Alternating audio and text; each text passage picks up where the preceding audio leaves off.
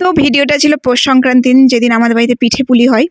তো চলো, আপাতত আমাদের বাড়িতে ২ রকমের পিঠে পুলি হচ্ছে, একটা সরা পিঠে আর একটা ভাজা পুলি, যেটা খেতে আমার খুব ভালো লাগে। তার আগে গোটা বাড়িতে আলপনা দিতে হবে পৌষ সংক্রান্তি উপলক্ষে, কারণ বাড়িতে পুজো হয় একটা ছোট্ট করে। তো সেই জন্য আমি কিছুটা দিয়ে নিয়েছিলাম, তারপর রুহি দিয়ে নিল, কারণ রুহি আলপনা দিতে বেশ পছন্দ করে।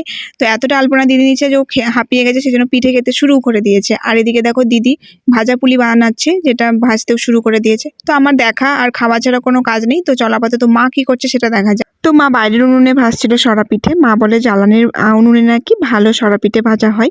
তো আমি চলো টুকুস করে দিদি ভাজা পুলিটা একটু খেয়ে নিই কেমন হয়েছে। তো বেশ ভালোই হয়েছিল। তো ওইদিকে মায়ের সরা পিঠে মোটামুটি ভাজা অনেকটাই কমপ্লিট, আর দুধে ভেজানো অনেক হয়ে গেছে।